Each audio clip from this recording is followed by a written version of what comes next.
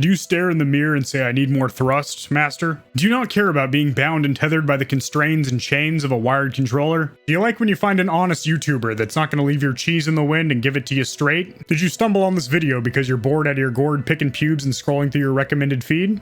Welcome aboard. This is going to be an honest product review. I won't pull your ticket, but make sure that you're authorized to be on this train, because we're about to run a train on this product review.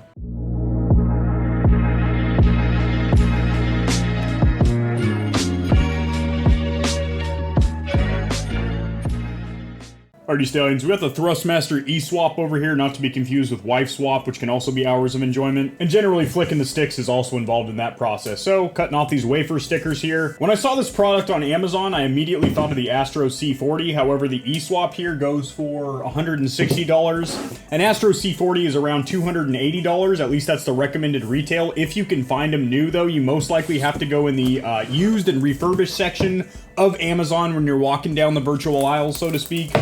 And this does a lot of the same things. However, it does fall short compared to the C40 in a couple of aspects, but it also drops it down 2 gears, lays down the skinny pedal, and pulls ahead in some other factors as well. Great analogy there. I just painted a beautiful picture of imagery for you guys. So rubbing her box and then opening her up, you will see pretty premium packaging here. Thrustmaster. These guys started in 1990, so they've been producing video game peripherals, controllers, joysticks, for 31 years, if my math does serve me correct, which it never did in school. This will keep your controller safe for its transit to you. These are also good if you're going to do some home pedicures or something like that. You can just shove your 3 toes, at least I'm assuming you guys have 3 toes like I do. You can just shove them in here and paint your nails, so that's good to have. Now you have your documentation here. I actually did just learn how to read here recently, so I am going to celebrate by doing just that. The purpose of this card's life is to tell you to update the firmware, which we are going to do. Anytime you get a new controller, it ain't like the Atari 2600, the Sega Genesis, the NES, the N64, where controllers didn't need a firmware update. Now there legitimately is new features that get unlocked when you update the firmware or patch for your controllers. I know, it's a weird time for gaming. So, very good instruction manual, no color or anything like that, but there are some pretty descriptive pictures here that show you exactly how to swap the modular components of this controller, and that's what made me think of the C40, is you can swap the analog stick and the D-pad, you can have, you know, both these analog sticks on the left side if you're some kind of a freak or something, and there is a huge aftermarket for these controllers. You know, you thought the Honda Civic had a huge aftermarket ecosystem of parts you can slap on it? No, sir. You can actually glue a lot of stuff on this controller as well. More documentation here. There's even more documentation here. If you're some kind of an eco-activist or whatever, this is not the controller for you. Many trees gave up their life for the packaging here. Literally, I think all these could be condensed into one small brochure or pamphlet, but that's okay. That's okay. All right, so you have 2 additional thumbsticks right here. They are domed, which I prefer dome sticks over concaved. I have all the way back since 1946. These are both short dome sticks, though. I'd prefer if one was a little bit taller, as generally on the right stick, you want a little more height so you have more control over those finite precision movements. Now down here, this is your accessory box. And indeed, it is a box that will have accessories inside of it. Now you want to be gentle when removing these accessories. Go. You're going to have a little screwdriver here. We'll get to what this does in just a minute. Sure enough, it drives screws. You do have a little carrying pouch here. Not the finest quality, I am not going to lie to you guys. You know, it's very deceptive when you look online on Amazon or Walmart.com. You can't really see what the materials are like. That's why you watch YouTube videos like this, because I can give you, I'm touching it right now. I can tell you guys what it smells like. Dyes and ink. What it feels like. Not good. What it tastes like. Not doing that. Silica gel packet, make sure you dispose of these correctly, because your dogs and children will think it's a little snack, much like Tide Pods, and they probably won't pull through. So go ahead and throw those out successfully. A braided cable here. This is 10 foot. It is braided, not microfiber, but a nice little gray and black pattern here. And it's important that it does have a nice cable, because it's wired, which is, in my opinion, a huge downside. I say this all the time. Generally, people, stallionettes in the stable will agree with me. Sometimes people are like, oh, Kevin, wired's the way to go, because you get 0 lag or latency, you don't have to worry about charging, blah, blah, blah. And then I retort, of course, my rebuttal.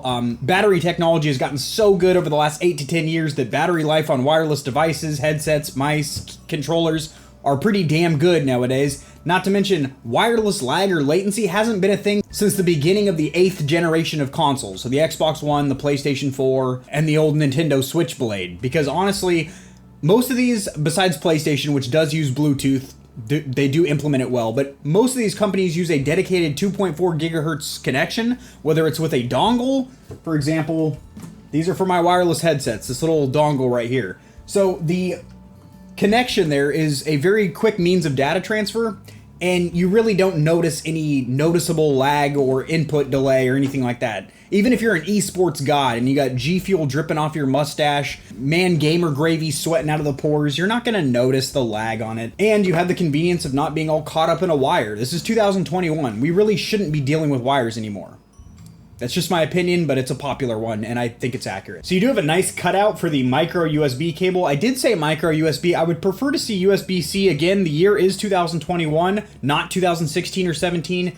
All devices should be going to USB-C, unless you're Apple, of course, and you like to have your own proprietary cable. But a nice cutout here, which does not allow you to plug in the cable the wrong way, so you don't have to worry about snapping this off or anything. And because it is so deep, it will hold the cable in there securely, so you're not going to worry about ripping it out or anything. Ergonomically, this feels really, really good. For standard North American hands, I'm 5'11", pretty average hands, I would say. This feels more comfortable than an Xbox One controller, which is already very comfortable. As you can see, though, this is slightly bigger, and it's also a little bit more sculpted here around the back shell area.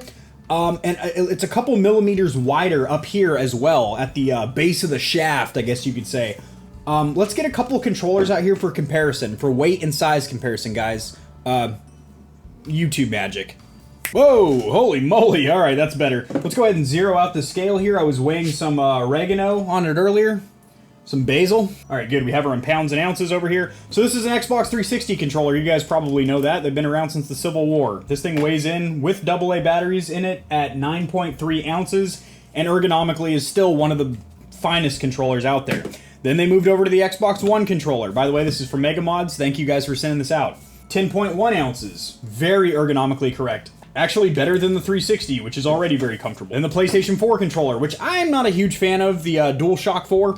It's a little tiny. You know, it was kind of designed for Japanese hands and whatnot. So for North American hands, because we got some big old thick boys over here, if you know what I'm saying, it's just not the most comfortable thing. This one's also Hex Gaming. Thank you guys for this one as well. Then we get over here to the PlayStation Dual Sense. This one is also from Hex Gaming. I gotta say, probably one of the most favoritist things for me having a YouTube channel is the free shit. It's great. I do love free shit because I like stuff and I like money. So when I don't have to spend the money for the stuff, I like it. This is a DualSense controller over here, some tactile mechanical paddles here. Review to this bad boy linked in the description below so I can get you guys binge watching my videos, kind of get my view minutes up for the month. But no, seriously, good video. It does have a link to this bad boy with a little coupon code as well. Very good controller. Huge step up ergonomically from the DualShock 4, in my opinion. That comes in at 10.6 ounces because it's a big boy. Now you get over here. To me, this is even more comfortable than all of those controllers combined. And this comes in at 11.4 ounces, so a very heavy controller. Feel very good. Nice resistance to them. They snap back to the zero very, very nicely. And they do also have anti-friction or impact rings around the outside, which is basically a very slick ring that goes around the outside, so when you're at full lock, it just glides along smooth plastic rather than grinding along the hard plastic shell, which is very, very nice. Clicking down L3 and R3 feels good. Much better than a stock controller. D-pad also feels very nice, as each of the 4 points is separate as in comparison to a stock Xbox One or PlayStation controller, which uses a membrane design, meaning there's a rubber plunger underneath here, and it's all squishy because it's literally all one button mechanism. These are all separate, which feels very, very nice. Nothing too special about the share and options button up here. Face buttons, boys. Reminds me of Razer. Your ears do not deceive you. Those are mechanical, much like clicking down a mouse instead of a membrane plunger design. These are tactile mechanical switches, and I absolutely love that design. I think more custom controller companies need to get on board with that, either offering it as an option. People will pay more, $20 to $30 on their builder cost, to have these switches in there. Trust me, I've tested enough premium controllers to know. Oh, daddy. Okay. Triggers look really nice with this kind of brushed aluminum design. They don't provide too much grip with that little texturing on there. It looks cool, but you're not going to get a whole heck of a lot of grip from them. They do feel okay. I wish they had a little bit longer of a pull, so when you're playing racing games, you can modulate the throttle and brake pretty well, but most people are going to play shooters with this, so let's go ahead and slap those trigger locks on. As you can see, the left trigger here, my left, your right, does not have the trigger lock on, and this one over here does. Now, it cuts out about, I would say, 60% of the trigger pull, and that's nice and all. I would prefer if it did cut out more of the trigger pull, maybe, say, for example, 80% or so, or they had three-way trigger locks like the Microsoft Elite 2. That was one of the primary selling factors of that controller, was it had three-way trigger locks, which is great. Okay, so trigger locks are okay. I mean, the fact that they included them is great. Very welcome. I just wish they did cut out more of the trigger pull. Bumpers, nice. Extremely nice. Clicky, tight, responsive, tactile, mechanical, words. Yep, I like those a lot. Cool, let's swap some shit, huh? So I like this design. The Astro C40, you actually had to use a tool and remove a faceplate in order to swap these. As we're on this bad boy, you literally just pull them right out. How do I get this one out? Now, as for getting the D-pad out, there is a slight cutout underneath the D-pad here, which allows you to get your fingernails up underneath there. With these out, you can see the modules in here. They are magnetized, and you do have your 6 pins on each side that actually connect it to the PCB or printed circuit board. But let's say, so for me personally, I prefer offset sticks. I do not like symmetrical sticks like on the PlayStation. So what I would do is have these bad boys like that. But if you prefer the symmetrical sticks like on a PlayStation controller, you can do that as well. Say, for example, you're just an interesting guy or gal. Maybe you sleep with no pillow and you eat jars of mayonnaise. Then you can have your analog sticks like this. I don't understand why you would want to, but you can if you did. One of the coolest things about these modular designs here is if these ever break or go down, there are replacements you can buy on Amazon and Thrustmasters, and you can also customize these with different shells and whatnot to kind of get yourself a custom look, which is kind of nice. I do like this little pattern right here. It's kind of it's not carbon fiber, but just an interesting little design there. I think that's very cosmetically pleasing on the eyes. You have a 3.5mm headphone jack on the bottom here, as well as a volume up and down, as well as a mic mute button, so that's great that you have on-board, on-controller control of your headset, which is very, very nice. And you do also have a profile 1 and 2, as well as a map button. What is that map button for? Well, that is for mapping the two configurations, and also for the paddles, boys. This thing does have paddles, or they're more of buttons than paddles, but either way, let's check them out. Oh boy. I'm a little underwhelmed, to be 110% honest with you guys. I do like that they are up and out of the way, so when you're holding the controller naturally like this, they are not going to get accidentally actuated or squeezed. But when you do want them, you do need them. It's important to be able to cover all 4 of them naturally, because you're probably playing a first-person shooter where you need all the face buttons remapped to the back, to your paddles or buttons on the back shell.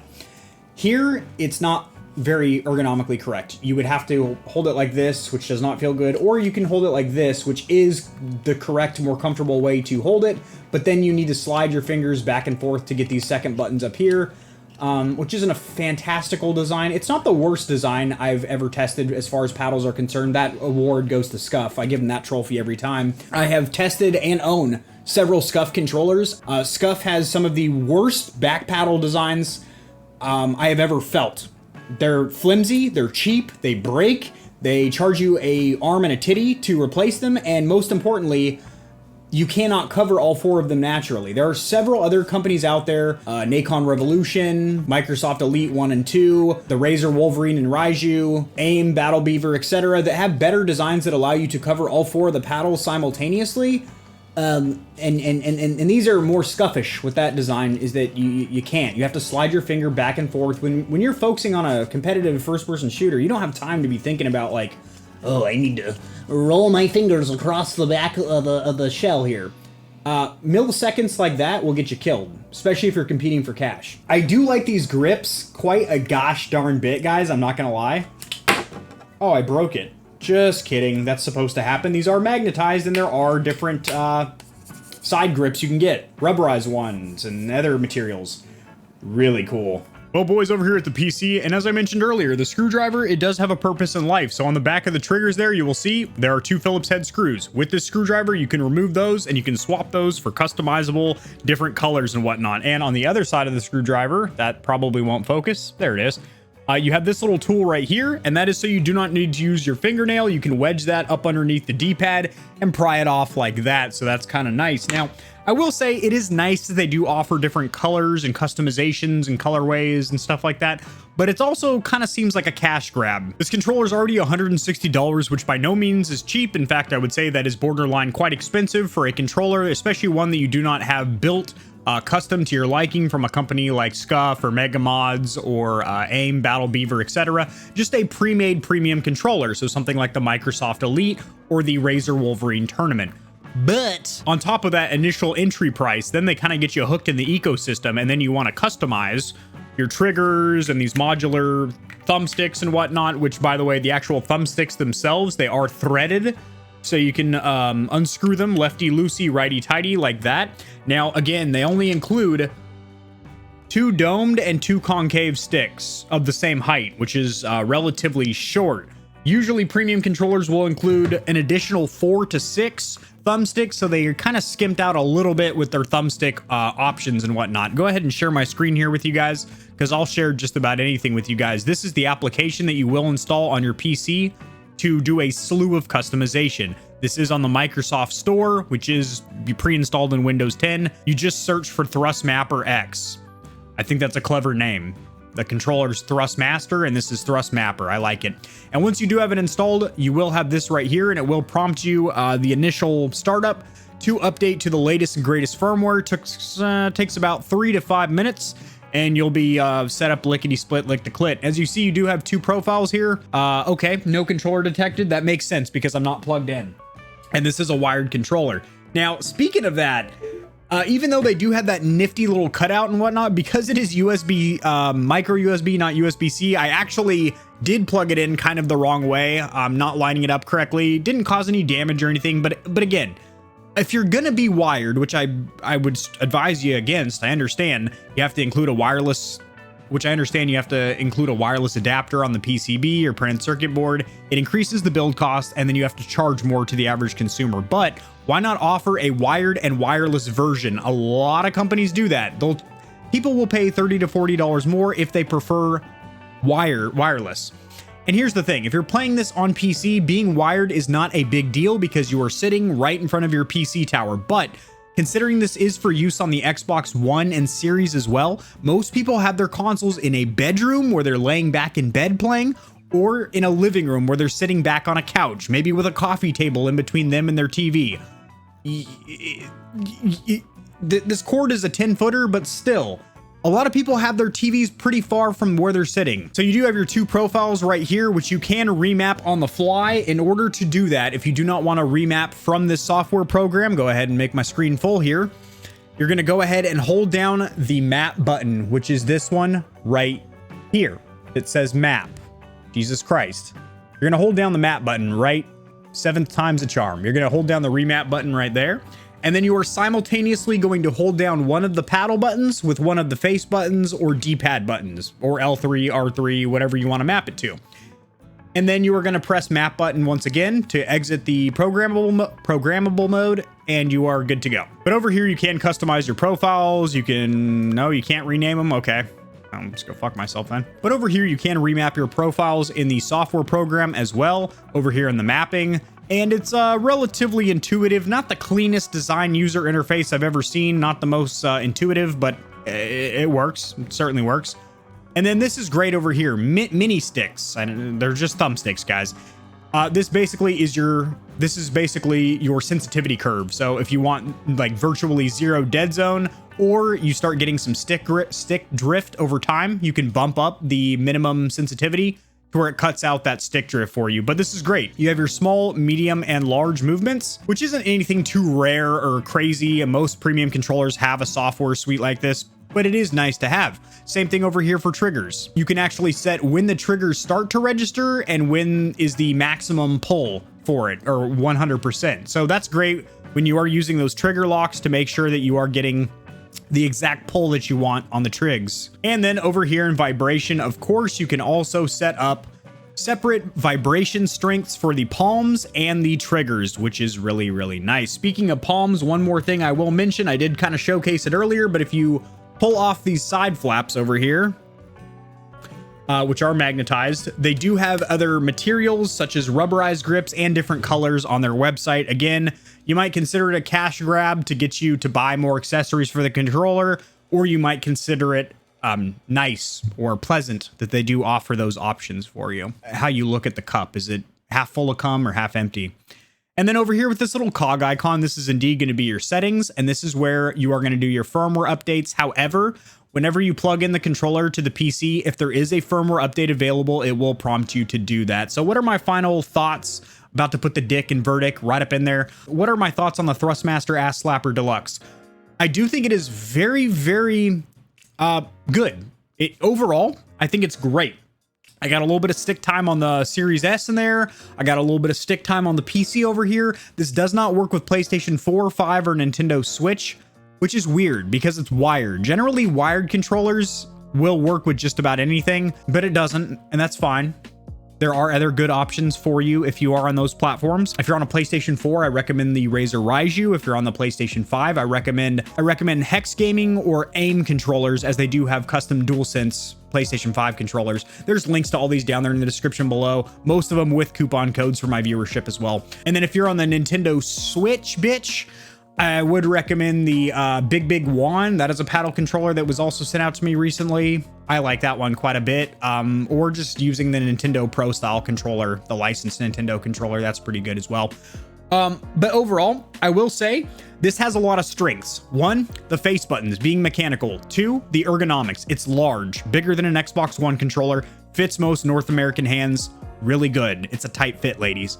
The next one would be the modular thumbstick design, being able to swap linear or symmetrical or offset sticks. That's good because you might share this controller with a little brother or your spouse or something, and they prefer a different stick layout. You can swap that. A lot of controllability in the software program. I do like that. I think the program runs well. I had no issues with it. Having onboard controls for your microphone volume and mic mute, that is nice. Having two onboard profiles that are easy to remap and swap on the fly is good. I do think it's great they have an ecosystem of customization. So after your initial purchase, you get your next paycheck and you want to customize a little bit, you can do that without having to disassemble and hydro dip or paint it yourself. So that's kind of cool. The downsides. Okay, well, one, they only include one additional set of thumbsticks and they're all short. How about including some tall sticks in your next revision or iteration of this controller? The second one would be it's wired. I do see that as a downside. I certainly do. Considering for PC, not a big deal. For console, it is. And if they just offered this wired version, but for $30 more, a wireless version, I think they'd be pleasantly surprised how many units they sell of the wireless version. And the other downside would be the paddles. I mean, it's great that it has back paddles or buttons, but I would say the design is not great. I think during the R&D or research and development phase of the next version or iteration of this controller, the V2, if they call it that, or the Mark Deuce or whatever they want to call it, they can do better, to be 110% honest. Not to sound like a dick, but you guys can do a little bit better. There we go. Unplug that from your mom's tuchus. There we go. So again, you can't really cover all four of these simultaneously, and there are controllers that do allow you to do that by either building it into the shell right here, or like the Razer Wolverine Ultimate has like this really cool, I'll have pictures on screen here, design where you can actually hit all four of them simultaneously, but when you do not need them, they're up and out of the way. Now, granted, I'm sure they have some kind of a patent or trademark on their exact design, but you could do something similar without getting sued. So I'm not a huge fan of this particular button design. Now, if you're just planning on using these two inner buttons right here, it works perfectly. But if you want all four, that does not feel natural. And this takes time in game to shift your fingers up and down. So those are the two cons. It's wired and the paddle design isn't the greatest. And there's plenty of pros though, more pros than cons. So that's good. This will be linked in the description below, as well as the other controllers that I mentioned that I recommend for other platforms. Overall, I would recommend it. If you have the shekels in your pocket, go ahead and open up your fanny pack and buy this thing. If you guys enjoy this honest product review, liking the video will help it to get seen by more people, which does help me grow this what does it help me grow? Where am I growing? Oh, my channel. It's growing. Liking the video, smacking the like button, ticks the YouTube algorithm, tickles the Google prostate, helps me to grow the channel. Subscribe for more content like this. I cover a lot of news in the gaming community and industry, a ton of retro gaming content, as well as tutorials helping you get set up streaming and YouTubing. I will see you in the next video, which will be tomorrow, because I upload daily. Peace.